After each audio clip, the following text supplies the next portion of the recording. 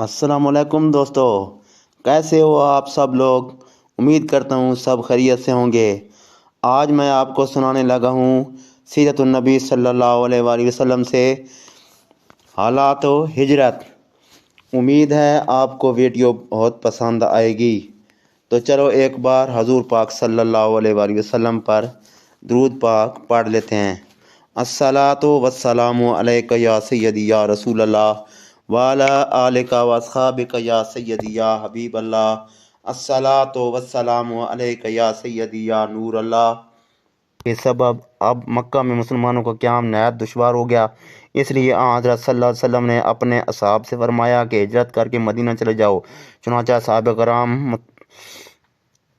मुतफरक तौर पर रफ्ता रफ्ता चोरी छुपे मदीना पहुंच गए और मक्का में हजूर अनवर बाबी हवावी के अलावा हज़रत अबू बकर अली और कुछ बीमार आजिज़ रह गए। हज़रत अबू बकर रज़ी अल्लाह अन्हु ने हिजरत की इजाज़त मांगी तो हजूर सल्लल्लाहु अलैहि वसल्लम ने फरमाया, उम्मीद है कि मुझे हिजरत की इजाज़त मिल जाए। अर्ज़ किया, मेरे माँ बाप आप पर कुर्बान, ये उम्मीद है। फरमाया, हाँ। ये सुनकर हज़रत सिद्दीक़ अकबर रज़ी अल्लाह अन्हु हमलाई की उम्मीद पर हाजिर खिदमत रहे। खबरदार अंदूद कुरैश ने जब देखा कि हज़रत सल्लल्लाहु अलैहि वसल्लम की मददगार मक्का से बाहर मदीना में पहुंच गए हैं और मुहाजिरीन मक्का को अंसार ने अपनी हिमायत में ले लिया है, तो वो डरे कि कहीं ऐसा ना हो कि आप भी वहां चले जाएं और अपने मददगारों को साथ लेकर हमला आवर हों।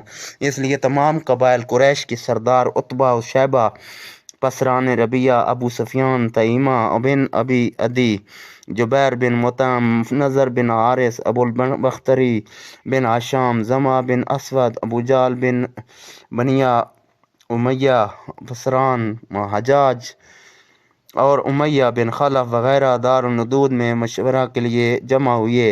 इबलीस लईन भी मुकम्मल ओढ़े शेख पारसा की सूरत बनाए दरवाज़े पर आ मौजूद हुआ। उन्होंने पूछा, तुम कौन हो? बोला, मैं नजदियों से एक शेख हूँ।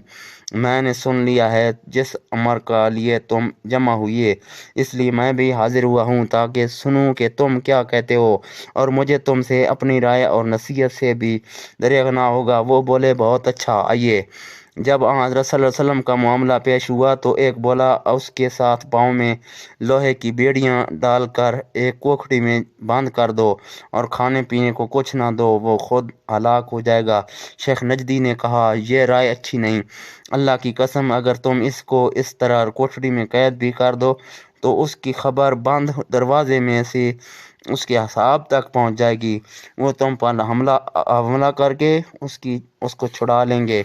दूसरा बोला कि इसको शहर से निकाल दो, जहां चाहे चला जाए, हमें इसका खौफ ना रहेगा। शेख नजदी ने कहा, अल्लाह की कसम, ये राय अच्छी नहीं। क्या तुम नहीं देखते कि इसका कलाम कैसा शीरीं और दिल फरेब है?